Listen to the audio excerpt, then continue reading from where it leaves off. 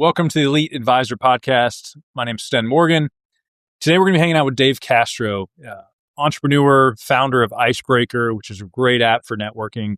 But his superpower is networking. And I've learned from coaching a bunch of advisors, and this is true of my practice too, most financial advisors are not great networkers. We meet a lot of people. We maybe know a lot of people, but we don't manage that network well. Therefore, we don't get consistent referrals. And there's a lot of data that comes in that we forget about. So today we're going to be talking about strategies behind networking. Maybe it's EQ, maybe it's your energy you bring when you network. How do you overcome that fear? But also, if you are a good networker, how do you track that really well and make it a great asset for your company? So let's talk to Dave Castro. Dave, welcome to the podcast. It's great to be here, Sten. It's great to meet you. You too, man. Yeah, no, I've heard about you. We both live in Nashville. And I was excited for this talk because I've been told your superpower is networking. And that is not my superpower. And so I know for advisors, there's always the get with the centers of influence and network and build your network. And that could be a great way to build your business. Yeah. And I've coached thousands of advisors now. Very few know how to do it well. Yep.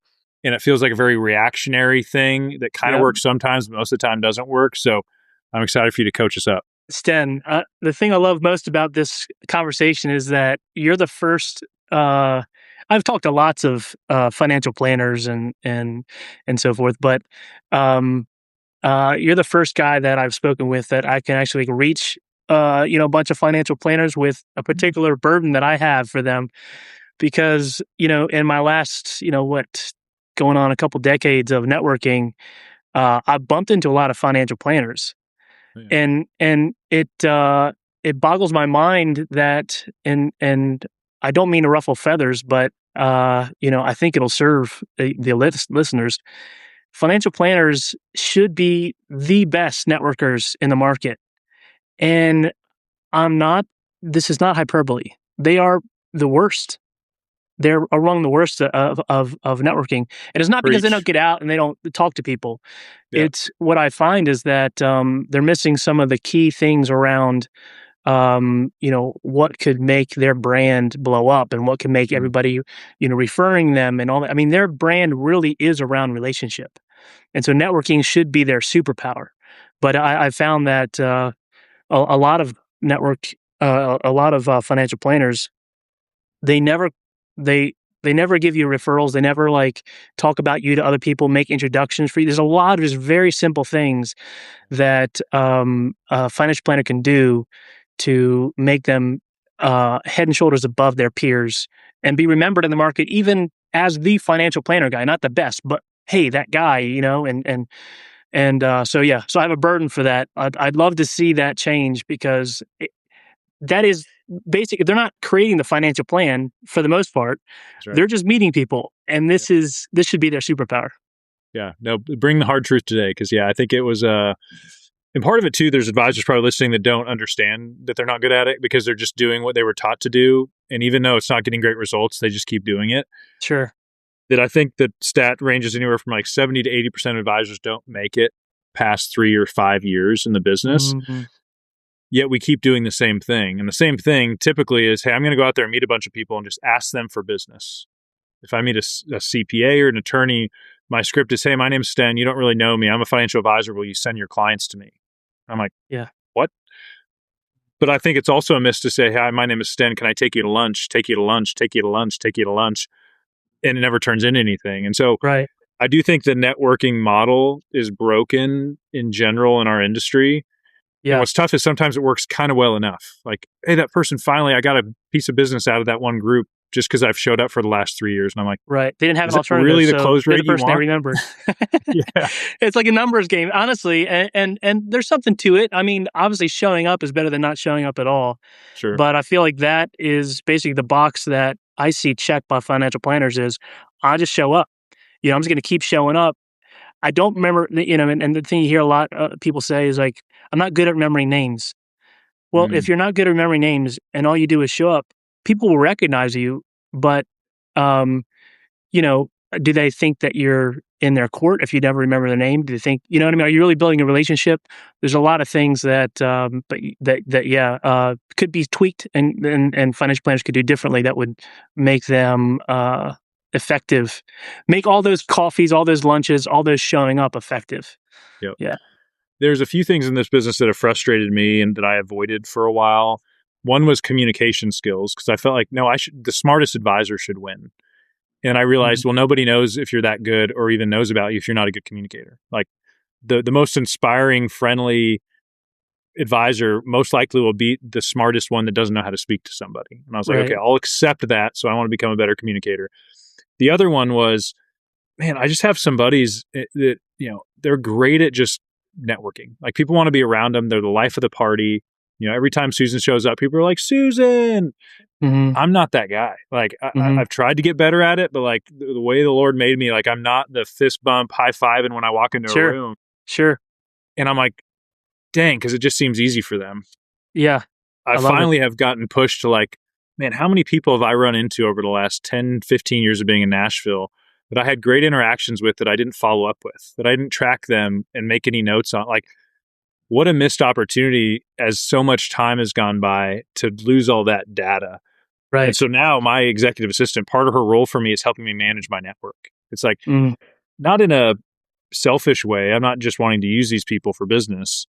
It's like, no, I actually care about that person. But if I get swept up in the busyness of life again, 2 years are going to pass before I'm like, hey, Dave, how you been? And if the only time I call Dave back is when I'm like, hey, Dave, I need something.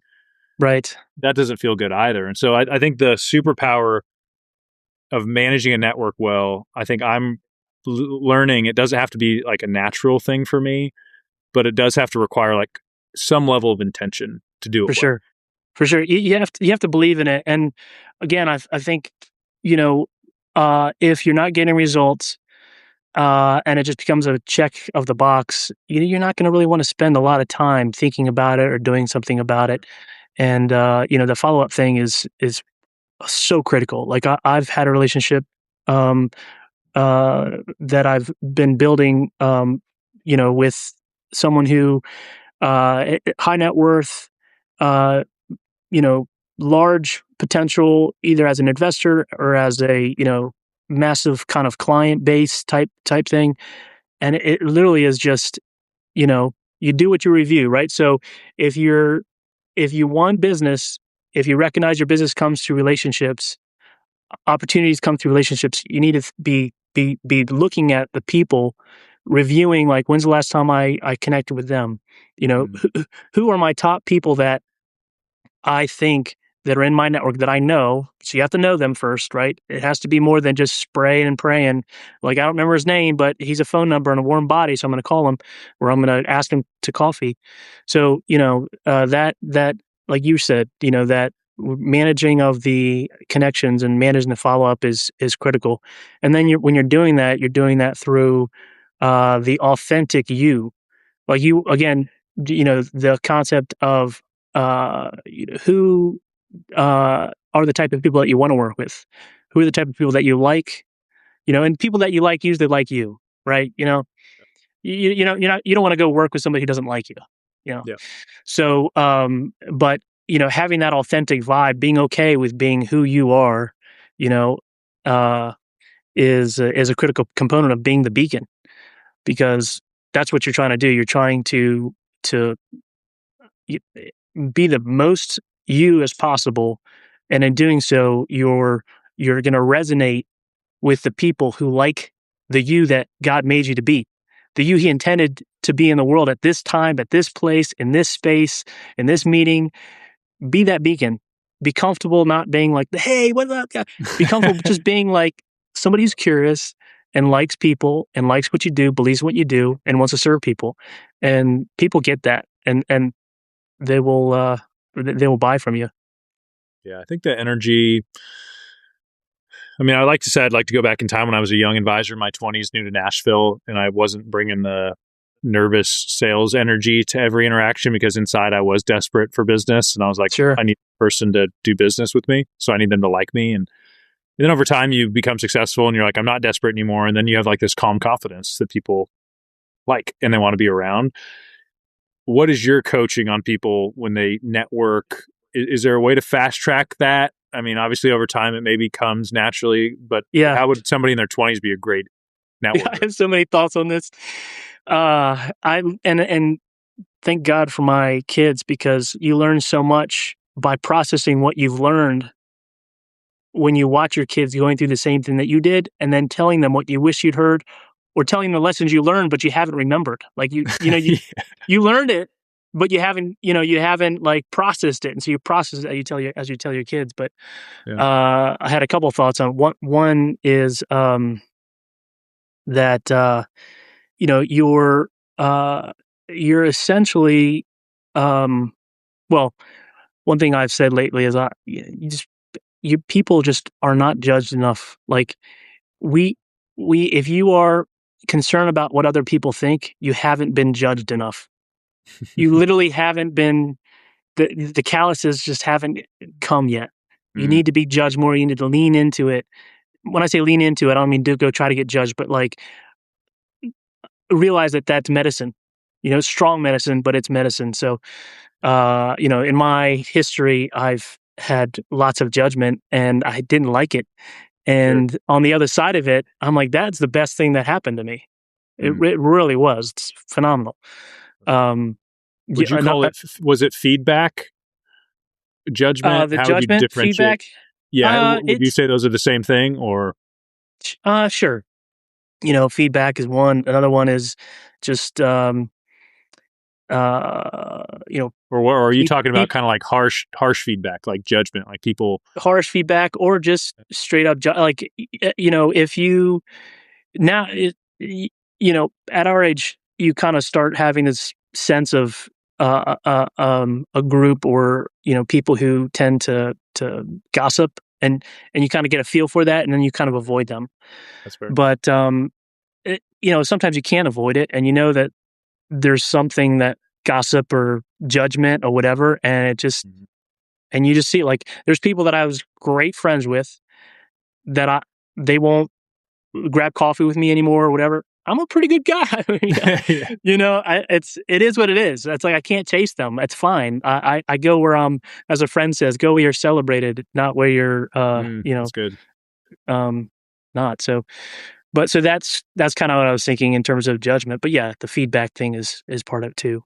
The other part of the authenticity thing, and just accepting it is uh you know, I use this illustration with my kids. You know, they're in school and middle school, and uh there's always that, you know, the homecoming queen type, homecoming king type flavor kids in the school. Sure. And then they're comparing themselves, everybody's comparing themselves with whoever they think is the tops.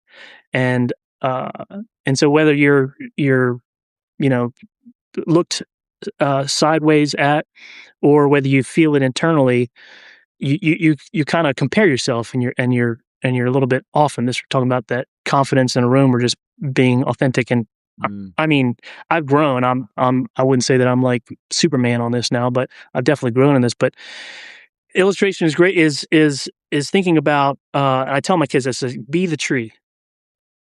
If you think about it, you've got trees probably in your yard that you never think about. You never look at. You don't have an opinion on them. They just do what they do. You yeah. may not even know what kind of tree they are. Same in front of your house, on the street, at your work, on the street. It could look weird, ugly. It could be going sideways because it's got to get through this like wire, this fence. You don't think about it. Yeah. God gave that thing space and time, and it's just doing whatever it needs to do. It's going to take all that it needs to do it, to do the thing. It's already got all the permission that it needs to be a tree, to be the thing that God made it. And it's the same with us. Like, Yeah. we've already been given all the permission that we need to take up our space, to grow the way that we, you know, need to grow because of things that are going on in our world or our life, whatever. We don't need to get permission from anybody else or approval or any of that stuff. So I just, seems to help my kids, and it helps me to think about that as a just accepting that my time in life, the particular, you know, nutrition, or you know, the assets, the things that God's given me, I'm just going to do the best I can with it. You know, play the card hand that I've got. Yeah. I'm curious how it's progressed for you. For me, I've just increased my awareness, like before I go into a room, because it's not I found like I'm somewhat introvert. Like I recharge not around a bunch of people, but I enjoy being around people. Yeah. I am on a lot of things with a lot of people, but I do have to hear the part inside of me before I do that. I have to recognize the hesitation or the resistance, and I have to overcome it. And I have to choose to be like, no, I'm going to show up now, as opposed to let the resistance or fear kind of win this opportunity. Do you feel like that's eventually where people need to get to, where it's like, you're never going to be a different person. Like you're never going to be an introverted person that all of a sudden is charged up by going out and being downtown all the time. Right. Is it just learning to override that resistance better? I think so. I definitely think there's the exposure therapy type of aspect to it, where you are telling yourself truth, right? Your body is trying to protect you because there's you know there's something that's maybe dangerous in a way to your brain or to your whatever it is, right? So there's something your body's trying to protect you. That anxiety is your body trying to protect you, and you just tell your body the truth that, hey, I'm just here to serve. I have something to give. I am sufficient in my strengths and my weaknesses. Like the whole balance of it is sufficient, and it's not going to make or break me. Not going to make or break this day, whatever it is. Yeah. So, but yeah, some exposure therapy. I think once you tell yourself the truth and experience it enough, it becomes something that you can be legitimately good at or sufficient at. And you see that with speakers all the time. Uh, I don't know whether I should call out names, but they've said it from the stage, but they may even have a little bit of kind of nerviness on the stage as they're talking, but they're Sure. a lot better than they were the first time they spoke. Now they're keynoting like thousands of people. Yep. Nobody cares if they're a little bit nervy. They're here to serve, and they do, and they're doing the best they can. So I think when you show up like that and you just tell yourself a different story, a different truth, you start believing it. That's great. So let's get into kind of practical. If we start coaching advisors that are listening to this episode on some of the basics of networking, why it's important, how to do it well versus not doing it well. And then let's get to, I'd love to learn about your company and the tool, like how that helped. But yeah, if somebody was becoming a better networker tomorrow, what does that start looking like? Yes. So, effectively understanding your offer and how that is a story of how a customer moved from point A to a better life, like having a very clear story with that. So I for effective networking, I think of it as a Venn diagram of like 4 different circles. So if I can remember on the fly here, your offer, your best contact profile, your effective activities, and the you circle. We've talked a lot at the moment, up to now about the you circle, who you are, who you bring. You're the vessel for all this goodness you're bringing to the world, right? Your offer, the activities, you're the vessel. So that's the most important circle. But the other circles would be that offer, right, which is the story of transformation that you're bringing for your customer. And ideally, it doesn't have to be sparklers and fireworks different from a competitor. Sure. It can even be the same.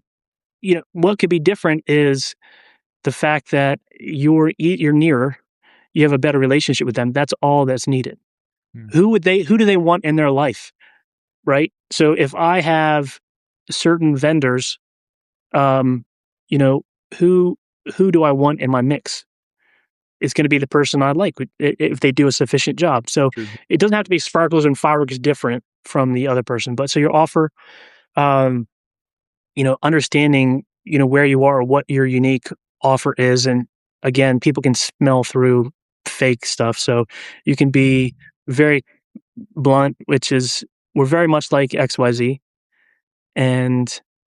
But here I am, and you don't even know who your advisor is, but you know who I am, right? You trust me. And then effective activities. So the things like we're talking about, like showing up, the remembering, Where do these people go? What events do they go to? What kind of niche am I going for? Like, everybody needs a financial advisor. Some people are country club, you know, Lamborghini, Pagani, etc. Cigars, watches. Other people are middle class. Who is your people? And then kind of be thinking about that. So what activities are going to get me in front of those people? Yep. And then the other one we already talked about the U circle a bit is the action. What can we do to make sure that we are actually capitalizing on the efforts that we're doing. So, and within that action, things that are very simple but powerful are remembering people's names. Because if you're that guy who's checking that box faithfully, well done. Keep checking that box, showing up, but remember people's names. And then the next time you show up at a different event and they're there, you showed up, he's going to notice that. If he's got a relationship, if he doesn't have a relationship, you're just going to be that guy. You're just going to be that financial planner. But if you come over and say hi, and you remember his name, and you can ask, if you can be curious, then that starts to create momentum in all these relationships that you're touching, and that momentum, turns into outcomes and business. So one thing we coach on, something I've tried to what I call is what do you do answer. So if you're ever networking, obviously someone's going to say, what do you do? Yeah. And I think early on I was like, you just need to have a good answer. And I was like, okay, I think I need to try to build a framework that's repeatable for advisors. And so here's how we go about it. I'd love your feedback on it. Is number one, you're really specific about who you help. And it's not, hey, I help people with money. You might say, I help business owners. I help retirees. Be as specific as you can with the group you work with. It's going to qualify people, but also disqualify people. You then say how you help those people. So I work with business owners and I help them pay less tax. And then you say, to what degree have you helped them? So for example, I worked with a business owner last week. We taught them how to pay their kids. They had to pay no tax on the income. It saved them about $13,000. Over the next 10 years, that strategy is going to save them around 130 grand. If you can do that and tell a story they can put themselves into. Yeah. Hey, now you have my attention, as opposed to, my name is Sten, I'm a financial planner, I'd love to meet with you. It's yeah, the story of transformation is the most important thing. That's what people are looking for is the outcome.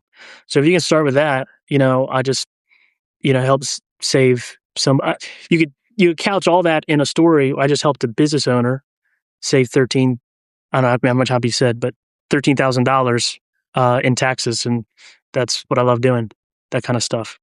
That's really intriguing. I'm going to ask more. I'm not in that, right? I'm not even, people who aren't even potential business, customers are going to ask for more on that story. Yeah. I think for you, and we're all business owners listening, trying to put yourself, what would it take for somebody to get your attention? Because you're also thinking about your kids going to soccer practice, who is dinner made. I think there's so much competing for our attention. From a networking connection standpoint, what does it take to all of a sudden make it into somebody's top 3 list of things they should do in the near future, which is hopefully come meet with you? I think that requires more than a vanilla intro. Sure. I think that story of transformation, and then maybe some social proof, if you, again, which also communicates that you're in the community, you're a people person. Financial planners are you're touching some very sensitive stuff, my money, my future. So, being somebody who is thought of as a community person who is known by a lot of people, aka invited to these things, not kicked out, trusted. So, but I think having that story of transformation, but also having that sense of lost my train of thought there, but the that sense of trustworthiness around what you're doing means that you can drop some names that this person might know, right? So you got a story of transformation, you've got social proof because you're at these events or you are working with and you can't say people's names who you're working with, I guess, but you could say, I'm working with some people that you can kind of hint at it. Yeah, I think there's a way But to I do that. think, yeah, I'm sure you know better than I do, but that's powerful, right? It's you, if you come in, you drop in from who knows where, from California or Washington State, and you want to start working with my money, I want to know who around me you're already working with. Yeah, that's fair. So tell me about your tool. Like, let's get into that company and how that's an extension of Yeah, what you're working on. yeah.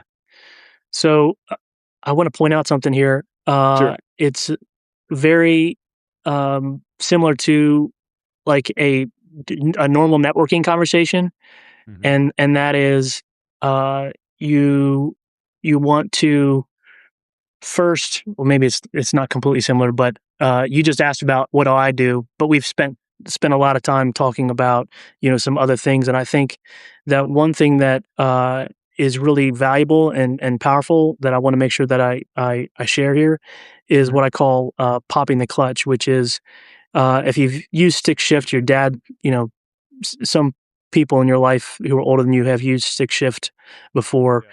If the battery dies, you can still turn that car on and get it to drive through what's called popping the clutch. And the way you do that, and I had to do that because I had a car who the battery was dying all the time when I was in college. I needed to get to work.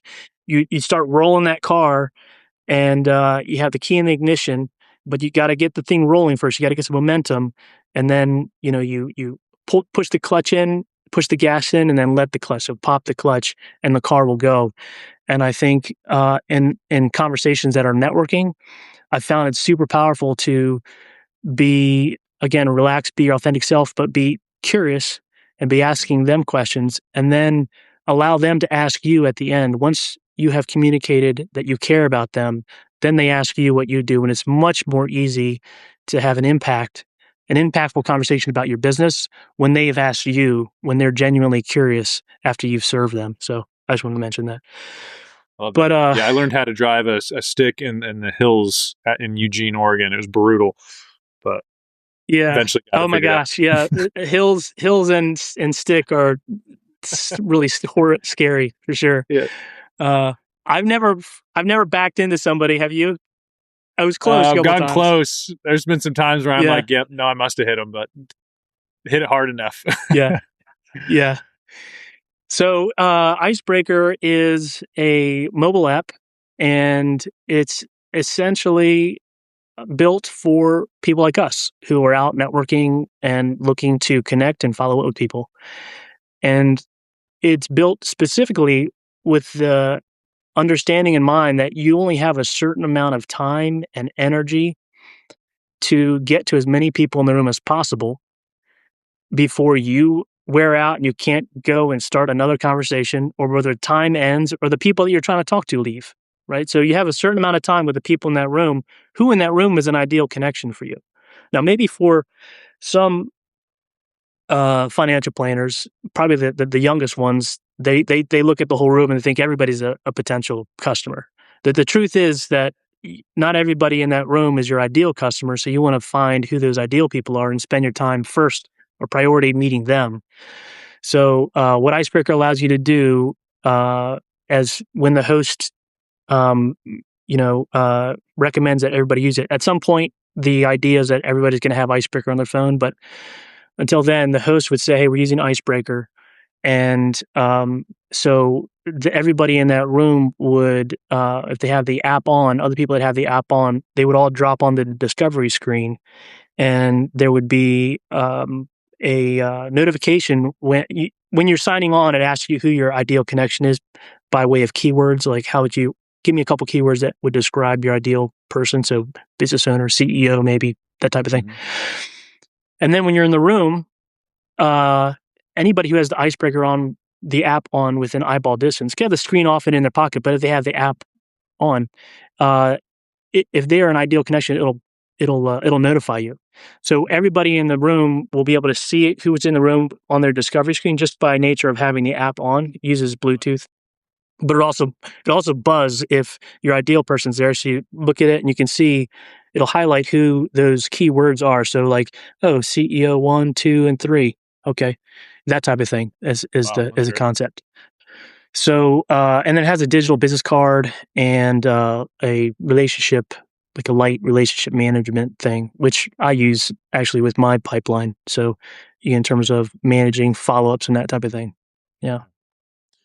So for somebody listening that I would say from a scale of 1 to 10 on networking, I'm a 1. I'm a 2. Like I do it when it finds me and bumps into me, but I have no intention around it, not incorporating into my business.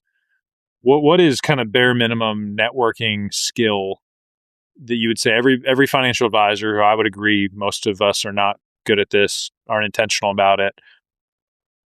Someday I want this to be a superpower. I want to have the Icebreaker app. I want to walk into a room confidently, add a bunch of value, be strategic about who I'm finding. That's the dream. What's kind of like the baby step in that direction? Baby step number one, I think, for networking, and to be honest with you, in all of life. So, this goes even beyond this conversation, is curiosity. When you're curious about the other person, they feel your they feel that you are valuing them, and you are. When you're curious about somebody, you're communicating it has value. So, uh, also when you're curious, you can't be thinking about your nerves. Yeah, your nerves kind of go away Nice. Yeah. when you're curious about somebody. Your judgmentalness goes away when you're curious. And actually, there was a episode on Ted Lasso that actually refers to this. It was I won't go through the scene, but he talks about a quote on the school wall. It says, "Be curious, not judgmental." And it's true. When you're curious about somebody, maybe it's more like, "Why would they do that? Why did they do that? Why'd you think that?" Versus like just wanting to punish them. Yeah. But so curious to be the first one, and then from there, it's how can I help them, which is the whole goal of the curiosity, and in that how you can help them. That I think, to be honest, I should have said this in the very beginning of this conversation. But that is the thing that's most missing from financial planners, from what I see, is how can I help this other person? Not by getting their money and managing it, but by who are they looking for? I don't Yeah. necessarily think that everybody shows up to a networking event looking for a financial planner. I know that happens at times, but they're looking for a buyer for their business. They're looking for a marketing, hire. They're looking for whatever it is. If financial planners could recognize that the givers get, and I'm talking to someone who has their own sets of needs and check boxes they're looking for, how can I help them find those people, check those boxes in their life, right? Of the other people that they're looking for. If I can help them find that, then I'll have paid it forward. The givers get, I've sewn into the relationship. It's much more powerful than just a friendly hi and handshake and let me tell you what I do. It's much more powerful than your sales pitch. Yeah. That's great. Good. Right. What would you leave the advisors with? Kind of how would you challenge? What would you want to say to our industry? I know it's like we got to get better at it. I think there is an element of advisors are trained to ask for stuff first, without really understanding what does it take. The idea of reciprocity, it's like if I can help you, there's probably some momentum for that to come back in a way. But what's like Yeah. the today challenge? Today challenge. um, Is there an element of like how do you I think track your network? yeah, I think it depends. I'm trying to think of like how often I get reached out to by financial planners, and it really is not enough. There needs to be a lot more touches, and maybe just I'm not a good, you know, target, so which is fair and fine. But yeah, so definitely the outreach, the you do what you review, the constant touch of relationships or people that are in your network that you want to stay on top of, and just be in it for the long haul. It's going to take a while, you know, especially with the financial planning sales cycle.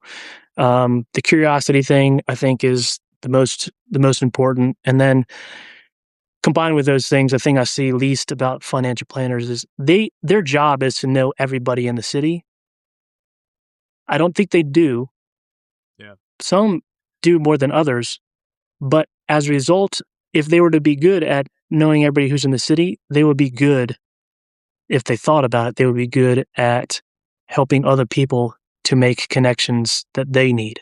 You don't have to make everybody, if you don't like somebody or you don't think they would make your brand look good by introducing them to somebody, fine. But you got to introduce, that should be something that is a common, what do you call it? A common practice, which for some reason I'd love to see more. Yeah. Yeah. It's not something I see. I don't think it's talked about a lot. For me, I think where I've been challenged is like the process of networking as far as like logistically, like when I meet with somebody, am I following up with them? Is it on my agenda with my assistant once a week to look at my calendar for the week and say, who did I interact with this week that I want to have more intention around? Am I keeping notes about them? And I think what held me back was capacity. And the book Who Not How, I think a lot of times it comes down to that. Like if I want to do something really well, I probably can't do it by myself. And so that means I have to have somebody on my team that's part of their responsibility. I think your app, we should use technology to make our lives easier. That if, as you listen to this as an advisor, if you could honestly assess and say, I have no business plan or intention around networking, I just get out there and bump into people and hope it works out. I think that's where I have been challenged, and I would challenge everybody listening to say that's probably not good enough. Yeah. And I think most of us as customers don't think that the person that we're talking to is actually doing the financial plan. We all kind of believe that that person is the relationship builder, the front door to the guys in the back who are making the decisions on, the Roths and all that stuff. But if your notebook could be full of David Castro, here's what his goals are for this year, here's the type of people he's trying to meet, and those type of things, that would be step one. Step two is keeping that in mind and reviewing that, and then being able to, in a meeting with somebody, be like, oh, you know what, I should make this connection. You start doing that with the market, like here in Nashville, you start doing that with the market, you're going to kill it. I mean, you're going to crush. I agree. All right, brother, I appreciate you being here. Thanks for the challenge. Hey. And for everybody listening, like, let's level up our marketing and networking skills for sure.